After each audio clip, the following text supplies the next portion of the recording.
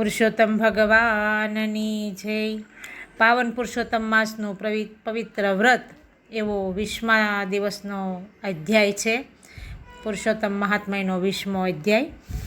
નૈમિષારણ્ય મધ્યે બિરાજેલા સુતપુરાણી કહી રહ્યા છે કે હે મુનિવર્યો, પૂર્વજન્મનો વૃત્તાંત સાંભળી ને જેની તમામ શંકાઓ દૂર થઈ છે એવો રાજા દઢનવા ઋષિ વાલ્મીકીને પૂછવા લાગ્યો કે હે મહર્ષિ, આપ કહો છો કે મેં પૂર્વજન્મમાં પવિત્ર વ્રત કર્યું હતું, પરંતુ મુજ અજ્ઞાનીને આ જન્મે આ વ્રત યાદ નથી.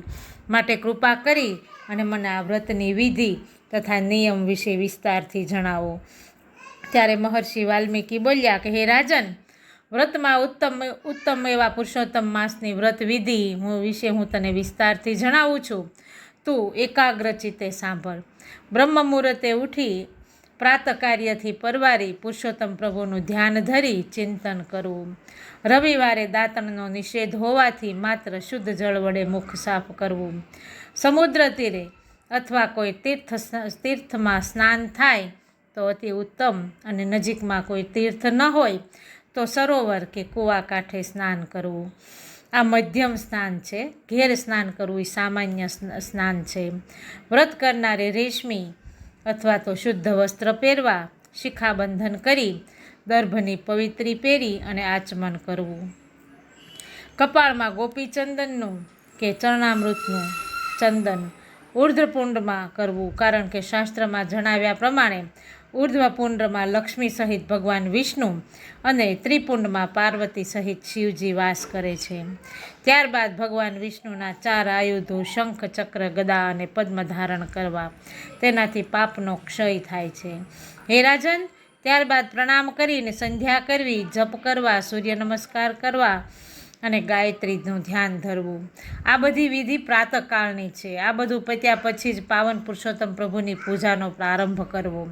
જ્યાં આસન કરવાનું હોય ત્યાં છાણનું લીપન કરી અને ચતુષ્કોણ મંડળ બનાવવું. તેના ઉપર અક્ષતનું અષ્ટદલ બનાવવું. તેના પર સોનાનો, રૂપાનો, ત્રાંબાનો કે માટીનો છિદ્ર વગરનો કળશ સ્થાપિત કરવો. એ કળશમાં ગંગા, યમુના, ગોદાવરી, કાવેરી, સરસ્વતી આદિ પવિત્ર નદીઓનું સ્મરણ કરી તીર્થોનું આવાહન કરવું અને કળશ પર ચંદન, અક્ષત, પુષ્પ વગેરેથી અર્ઘ્ય આપી ધૂપ દીપને નિવેદ ધરાવવું. પછી તેના પર તાંબાનું તરભાણું ઢાંકી પીતાંબરધારી પુરુષોત્તમ પ્રભુની સોનાની મૂર્તિ સ્થાપિત કરવી અને પૂર્ણ શ્રદ્ધા ભક્તિ ભાવે પૂજા કરવી. હે રાજન, ફૂટેલા ઘડામાંથી ધીરે ધીરે વહી જતા પાણીની જેમ મનુષ્યનું આયુષ ઘટતું જાય છે. લક્ષ્મી પણ સમુદ્રની લહેર જેમ આવીને પાછી ચાલી જાય છે. યુવાનીના ફૂલને કરમાતા જરા પણ વાર લાગતી નથી. માયાના મોહક દિસતા પદાર્થો પણ પાણીના પરપોટા જેમ નાશવંત છે. ધન, યૌવન અને જીવન ચલાયમાન છે. તેથી ધર્મપાલનમાં મનુષ્ય ઉદાર બનવું. પોતાના આત્માનો મોક્ષ સ્વયં કરવો. જેમ સાપના મુખમાં અડધો ગળાયેલો દેડકો મૃત્યુ સમયે પણ ઉડતા મચ્છરને મારવાની ઈચ્છા રાખે છે, તેમ કાળના મુખમાં ફસાયેલ જીવ માયારૂપી પદાર્થને પ્રાપ્ત કરવાની આશા રાખે છે. પોતાના ક્ષણિક સુખ માટે બીજા જીવોને દુઃખ આપતા જરાય હચકાતો નથી. ધન અને ધર્મને સાથે રાખવા કઠિન છે. ધન હોય તેનું ચિત્ત ધર્મમાં ચોંટતું નથી, અને ધર્મમાં ચિત્ત હોય એને ધન તુચ્છ લાગે છે. ધન અને ધર્મનો સંયોગ ત્યારે જ ત્યારે સુપાત્રને પ્રાપ્ત થતો નથી. આ ત્રણેયનો સુયોગ પ્રાપ્ત કરનાર મનુષ્ય મહાભાગ્યશાળી છે. હે રાજન, પાવન પુરુષોત્તમ માસમાં થોડા ધનથી મહાન ધર્મનું પાલન થઈ શકે છે. માટે સ્નાન, દાન, જપ, ધ્યાન, પૂજન, અર્ચન કરી અને પુરુષોત્તમ પ્રભુની કથા સાંભળવી. હે રાજન, જેમ નદીઓમાં ગંગા ઉત્તમ છે તેમ વ્રતોમાં પુરુષોત્તમ વ્રત સર્વોત્તમ છે. જેમ હાથીના પગલામાં બધા જીવોના પગલાંનો સમાવેશ થઈ જાય તેમ પુરુષોત્તમ વ્રતથી બધા વ્રતના પુણ્યની પ્રાપ્તિ થાય છે.